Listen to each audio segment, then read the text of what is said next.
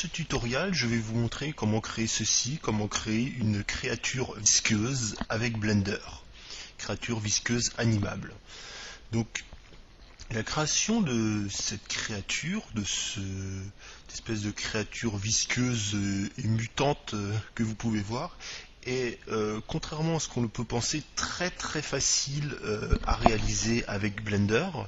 Il suffit de 2 à 3 minutes pour la créer. D'ailleurs, c'est ce que je vais faire immédiatement. Bon, ça prendra bien sûr plus de 2-3 minutes puisque j'expliquerai chaque étape de la création.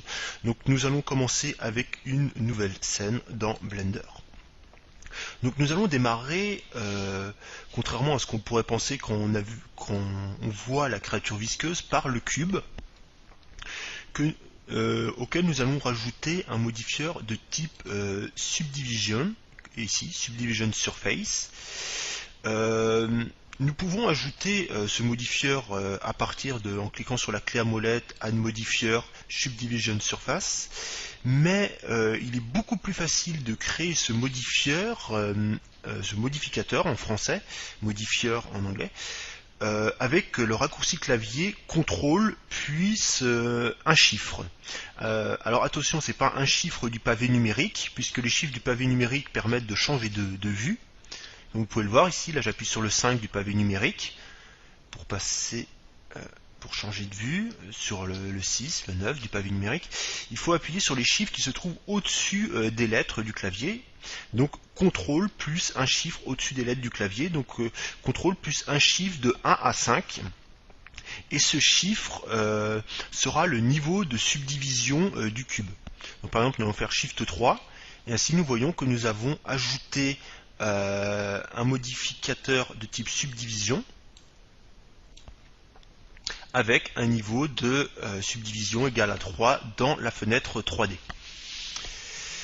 Nous allons changer cette valeur. Donc au niveau du rendu, nous allons passer, remarque, peu importe pour cette animation, vous pouvez changer cette valeur de rendu si vous voulez rendre l'animation, c'est-à-dire créer une animation, un rendu de l'animation, mais si nous voulons seulement créer une animation pour l'instant dans la vue 3D, j'expliquerai dans un autre tutoriel comment créer une animation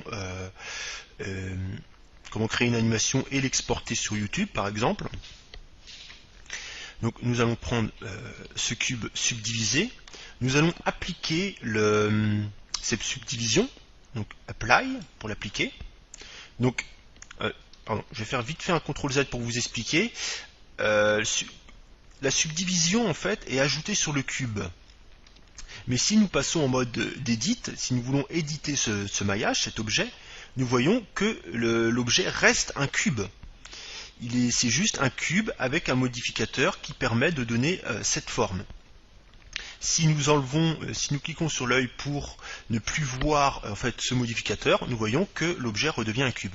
Mais lorsque nous appliquons ce modifieur, il disparaît, et lorsque nous passons en mode Edit, donc touche Tab du clavier, nous voyons que le maillage s'est adapté à la forme de l'objet subdivisé. Donc pour créer notre animation, nous allons aller dans Matériaux, donc nous allons créer un matériau est créé, nous allons aller dans Texture, nous allons la première texture est déjà sélectionnée, nous allons la décocher, nous allons passer en type de texture, nous allons choisir un type une texture de type distorted nose, donc une texture ayant cet aspect. Et cette texture maintenant est appliquée à l'objet. Nous allons, mais nous ne la voyons pas, nous allons aller retourner dans Object Modifier, les modificateurs, nous allons ajouter un nouveau modifieur, et cette fois-ci nous allons ajouter un modifieur de type Displace, et cliquer ici sur le petit damier et choisir notre texture, la texture que nous avions ici. Nous pouvons d'ailleurs donner un nom à cette texture, par exemple, nous allons appeler créature gluante, par exemple. Gluante avec un A, c'est mieux. Voilà. Nous allons repasser dans le mode modifieur, nous allons sélectionner, cliquer sur le damier et choisir notre texture créature gluante. Nous voyons que cela a créé vraiment quelque chose d'assez horrible, faut le dire.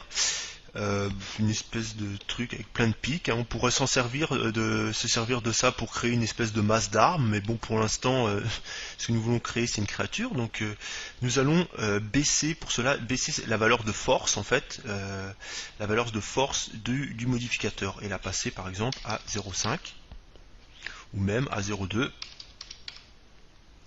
Comme ceci. Donc, nous voyons que l'apparence est assez carrée en fait, donc on voit bien toutes les faces de l'objet. Donc pour pallier à cela, nous allons rajouter un nouveau modifieur de type Subdivision en faisant le même raccourci clavier que précédemment, donc CTRL 3, en mettant bien le pointeur de la souris dans la vue 3D. Et ainsi nous voyons que nous avons un rendu beaucoup plus détaillé. Pour améliorer le rendu et effacer ces petites facettes, enfin tous les moins les masquer, un peu artificiellement, nous allons cliquer sur Smooth et ainsi nous avons une forme lissée. Nous allons maintenant retourner dans le mode texture et je vais vous expliquer rapidement une petite particularité de Blender, une particularité de la nouvelle version de Blender à partir de la version 2.5. Donc ici nous sommes à la version 2.62. Une de ces particularités est que chaque paramètre de Blender est animable et peut être animé par le biais de la timeline qui se trouve ici. Et ici, nous avons dans les basics un mode de distorsion qui permet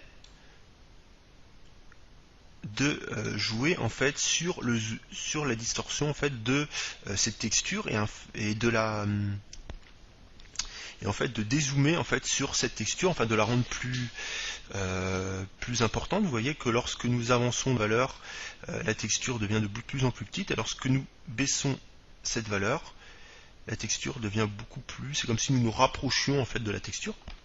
Et nous voyons aussi que cela a un effet sur l'objet, vous l'avez peut-être remarqué. Cela a pour effet d'effectuer en fait des mouvements sur l'objet et donc de créer notre créature visqueuse. Pour animer, donc vous voyez que lorsque nous passons, rien qu'en cliquant sur distorsion et en passant le pointeur de la souris dessus, nous voyons que cela crée l'animation.